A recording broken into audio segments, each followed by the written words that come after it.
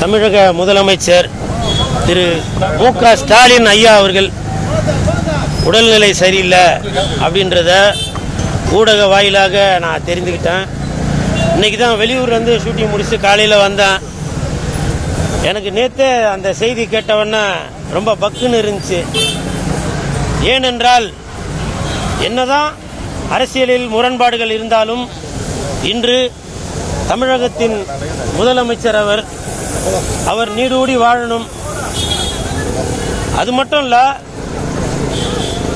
அரசியலில் நிறைய பேருக்கு முன்ன பின்ன ஒரு செயல்பாடுகள் இருந்தாலும் முன்னாள் முதலமைச்சர் தற்பொழுது எதிர்க்கட்சி தலைவர் திரு எடப்பாடி பழனிசாமி ஐயா அவர்கள் கூட நேற்று கூட சொல்லியிருந்தாங்க, அரசியலில் எங்களுக்குள்ள மாற்று கருத்துக்கள் இருந்தாலும் மு.க. ஸ்டாலின் ஐயா அவர்கள் நீடூடி வாழணும் அப்படின்னு. இதுதான் அரசியல் நாகரிகம் என்பது. சமீபத்தில் கூட பார்த்திருப்பீங்க, ஒரு 2 நாளைக்கு முன்னாடி செந்தமிழன் சீமான் அண்ணன் அவர்கள் மு.க. முத்து ஐயா அவர்கள் இறந்ததற்கு கூட இரங்கல் தெரிவித்து அஞ்சலி செலுத்துவதற்காக மு.க. ஸ்டாலின் ஐயா அவர்கள் வீட்டுக்கு போயிருந்தாங்க. பிஜேபி அக்கா தமிழிசை சவுந்தரராஜன் அவங்க கூட போயிட்டு ஆறுதல் தெரிவித்து வந்தாங்க. இதுதான் அரசியல் நாகரிகம் என்பது. அப்படி இன்று டிஎம்கேவின் தலைவராக இருக்கும் மு.க. ஸ்டாலின் ஐயா அவர்கள் நீடூடி வாழணும், அவர் நல்லா இருக்கணும் அப்படின்றதுக்காகவே இன்னைக்கு அப்போலோ ஹாஸ்பிட்டலுக்கு நான் பூசணிக்கா, ஏன்னா எனக்கு நேற்று தூங்கும் போது கனவு வந்துச்சு. நான் பேசிக்காவே தெய்வ பக்தி ஜாஸ்தி உள்ளவன். நேற்று எனக்கு தூங்கும் போது ஒரு கனவு ஒன்று வந்துச்சு.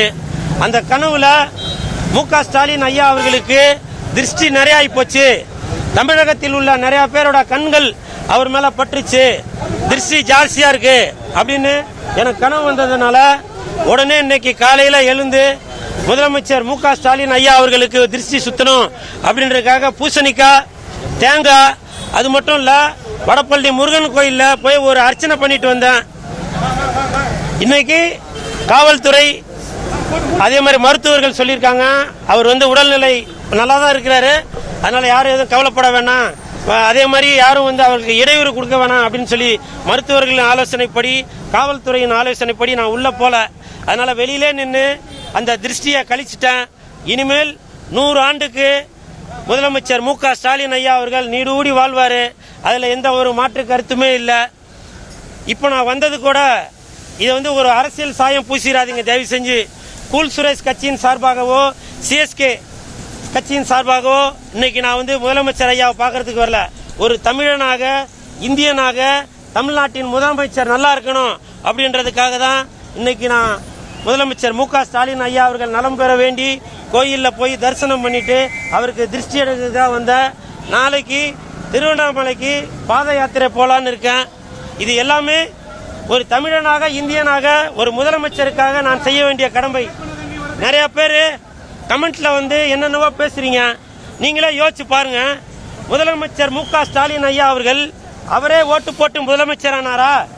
அவங்க வீட்டில் உள்ளவங்க ஓட்டு போட்டு அவர் முதலமைச்சர் ஆனாரா? நீங்க தான் ஓட்டு போட்டு அவரை ஜெயிக்க வச்சது. அப்படி நீங்களே ஜெயிக்க வச்சுட்டு இப்ப நீங்களே முரண்பாடான கருத்துக்களை கூறினா எப்படி?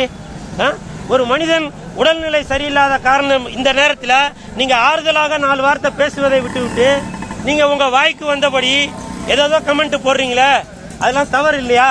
சொல்லுங்க, அதுதான் தமிழனுக்கு அழகா? இப்பவும் சொல்றாங்க, நம்ம மு.க. ஸ்டாலின் ஐயா மட்டும் அவர்கள் அல்ல, எந்த ஒரு மனிதனும் முதலமைச்சர் ஆனால் அந்த இடத்துல கண்டிப்பாக ஒரு ஏற்ற இறக்கங்கள் இருக்கதான் செய்யும், நல்லது கெட்டது இருக்கதான் செய்யும். புரியுதுங்களா? வெயில் வரும், மழையும் வரும், குண்டும் இருக்கும், குழியும் இருக்கும், எல்லாமே நம்ம சகிச்சுக்கிட்டு தான் போகணும். புரியுதுங்களா? எல்லாருக்குமே தகுந்தபடி போக முடியாது. புரியுதுங்களா? இது தமிழ்நாட்டில் மட்டுமல்ல, நீங்க ஆந்திராவில் எடுத்துக்கிட்டாலும் சரி, கேரளாவில் எடுத்துக்கிட்டாலும் சரி, இந்தியாவில் எடுத்துக்கிட்டாலும் சரி, ஏன் அமெரிக்கா உள்ள அந்த அதிபர் பதவிக்கு இருப்பவர் கூட அவர் தொடர்ந்து இருக்கிறாங்களா? இல்ல, அங்கேயும் முரண்பாடான கருத்துக்கள் இருக்கதான் செய்யும். சரிங்களா? தயவு செஞ்சு உடல்நிலை சரியில்லாத நமது முதலமைச்சர் மு.க. ஸ்டாலின் ஐயா அவர்களை யாரும் எந்த குறையும் சொல்லாதீங்க, அவர் நீடூடி வாழணும். பிளே ஸ்டோர் மற்றும் ஆப் ஸ்டோரில் இருந்து பாலிமர் செயலியை QR கோடு மூலம் பதிவிறக்கம் செய்யுங்கள். செய்திகளை உடனுக்குடன் பெறுங்கள்.